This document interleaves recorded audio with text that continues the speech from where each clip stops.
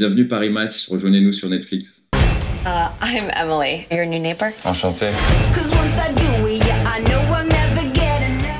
Donc, je voulais vous demander, Lucas, Émilie, vous la trouvez exaspérante, irrésistible, inatteignable ou la femme idéale? Je pense que ça évolue. Je pense que c'est exaspérante au début, mais en même temps tellement différente et tellement forte dans sa volonté d'obtenir ce qu'elle veut obtenir et de pas se laisser, de se laisser glisser dans la culture parisienne pour s'intégrer. Cette force, je pense que ça fait d'elle la femme idéale, en fin de compte. Et donc, elle n'est pas exaspérante. Non, non. À première vue, on pourrait croire, comme beaucoup de Français dans la série, mais ça fait du bien de voir cette puissance et cette strength qu'elle a. I didn't know that you had a girlfriend. Et Gabriel, alors vous le trouvez le Français idéal pour les Français, le Français idéal pour les Américains ou l'homme idéal aussi de son côté?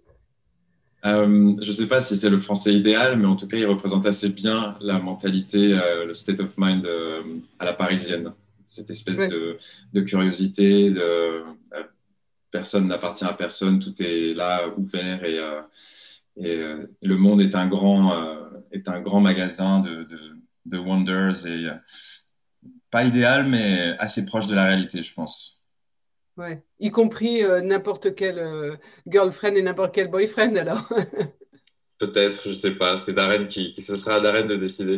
J'ai une question. Vous aussi, vous prêtez votre douche à votre voisine? Non, non, c'est jamais arrivé. C'est jamais arrivé. Peut-être un jour, je ne sais pas. Je ferme pas la porte. This person. I'm the girl who shows up, not the girl who makes bad decisions. You don't come to Paris to be good. Votre meilleur souvenir des tournages? Mon meilleur souvenir de tournage, c'était quand on tournait dans la Loire, les épisodes où on est parti donc dans la famille de Camille. Et on avait une scène donc le matin, on tournait au bord d'une piscine quand le papa de Camille justement est tout nu et que Émilie le découvre. Et donc on a dû faire une pause pour qu'ils installent. Parfois ça peut prendre 40 à 1 heure pour installer un décor. Et pendant cette pause, on s'est rendu compte qu'il y avait un petit vignoble juste à côté. Et donc, on s'est retrouvés un à un à faire discrètement un petit wine tasting, quoi.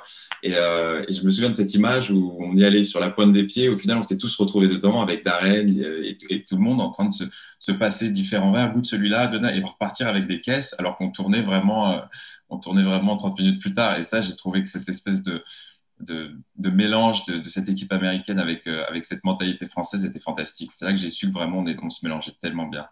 Ouais. Et votre pire souvenir alors?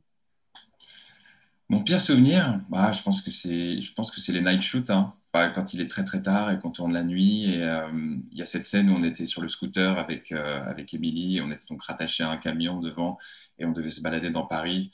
Et je pense qu'à chaque feu rouge, il y avait des gens qui nous criaient des choses diverses et variées, parce que voilà, c'est comme ça, c'est un tournage. Qu'est-ce que ça fait de bosser pour les Américains? Ça vous a beaucoup changé par rapport au film que vous aviez fait en France?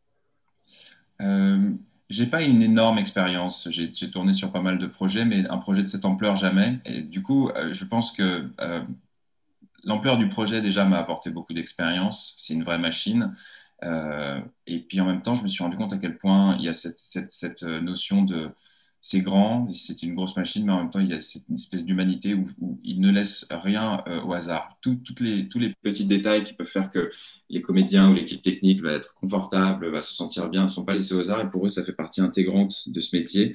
Et c'est vraiment un autre univers en termes de professionnalisme j'ai adoré. Et toute l'humilité aussi qui l'englobe. C'était vraiment fantastique. Merci beaucoup, Lucas. Merci beaucoup, Marion. Bonne journée. À bientôt. À bientôt. Thank you. Cut, please.